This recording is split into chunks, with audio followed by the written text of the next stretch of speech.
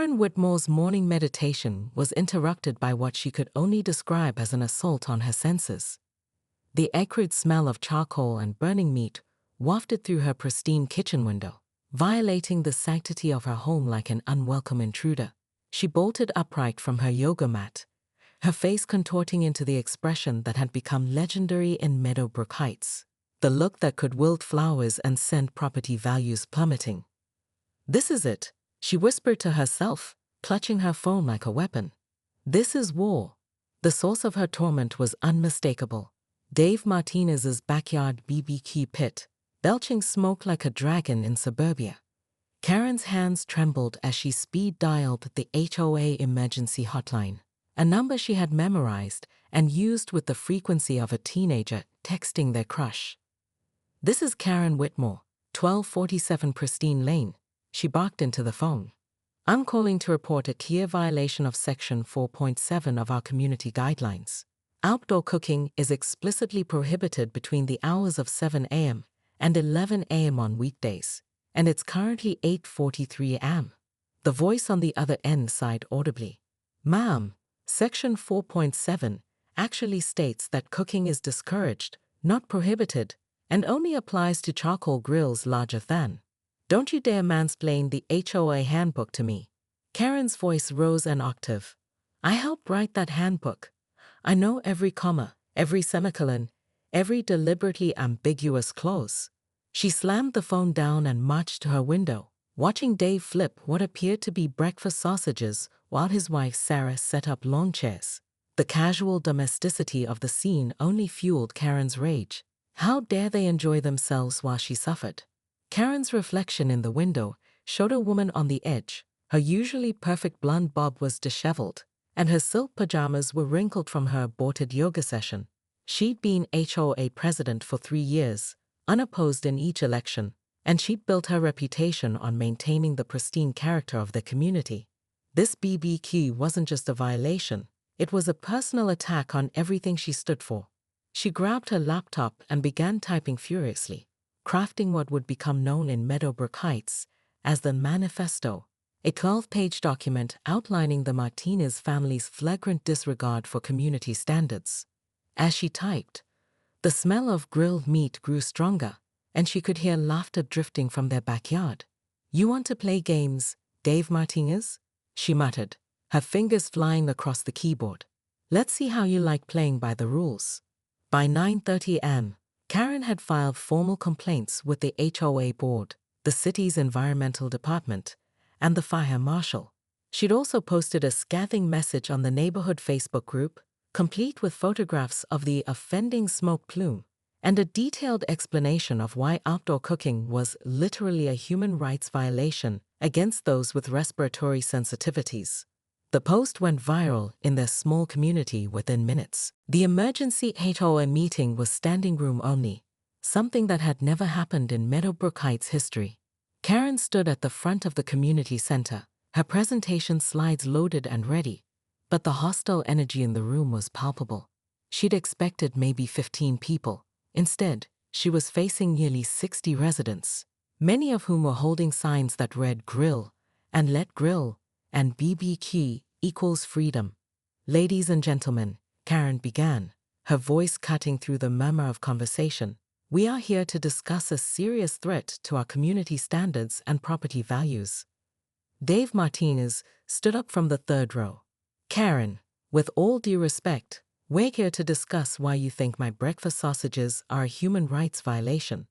Laughter rippled through the crowd, and Karen felt her carefully constructed composure begin to crack. "This isn't about sausages, Mr. Martinez. This is about respect for our neighbors and adherence to community guidelines that we all agreed to follow." "Which specific guideline did I violate?" Dave's voice was calm but firm. "Because I've read the handbook 3 times since this morning, and I can't find anything that prohibits what I was doing."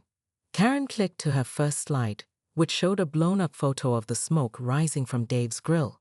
Section 4.7 clearly states that activities that may cause discomfort to neighbors should be avoided during morning hours. "It says discouraged, not prohibited," called out Mrs. Chen from the back, "and it specifically mentions noise, not smoke." Smoke causes discomfort. Karen's voice rose. It's a health hazard. It's Karen. The voice belonged to Tom Rodriguez, the most senior member of the HOA board, and the only person who'd ever successfully challenged her authority. I've been getting calls all day. From residents, from the city, from the local news station. They want to know why our HOA president is comparing backyard grilling to human rights violations. The room fell silent. Karen felt the weight of 60 pairs of eyes on her, and for the first time in years, she felt truly alone. I was making a point about community standards, about how we all agreed to maintain certain. No, Karen. Tom's voice was gentle but firm. You were having a meltdown because your neighbor was cooking breakfast. And now you've made our entire community look ridiculous. Sarah Martinez stood up, her voice carrying across the room. I want everyone to know that Dave and I harbor no ill will toward Karen.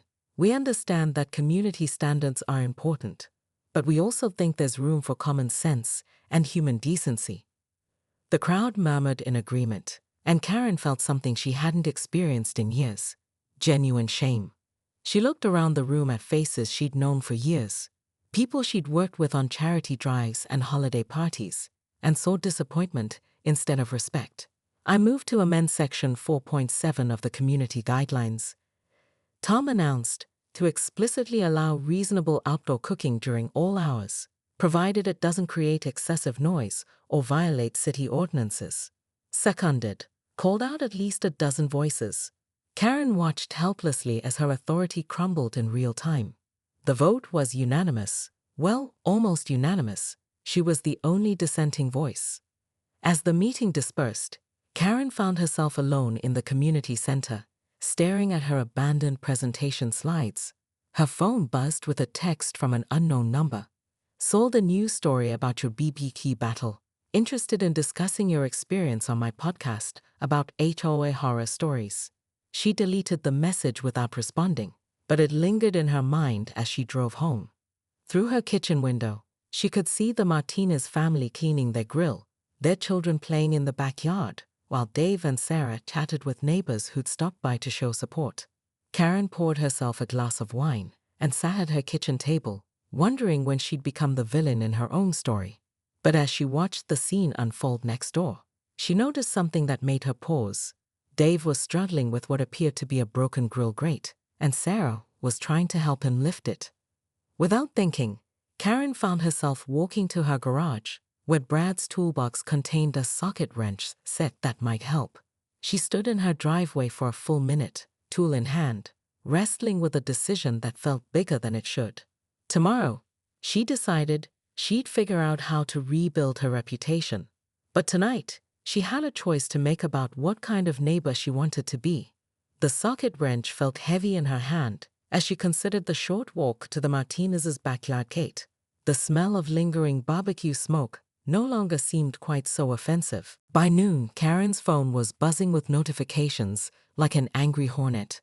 The Meadowbrook Heights Facebook group had exploded into a digital battlefield, with neighbors choosing sides faster than politicians during an election year. Karen refreshed the page obsessively, watching her carefully crafted post accumulate comments.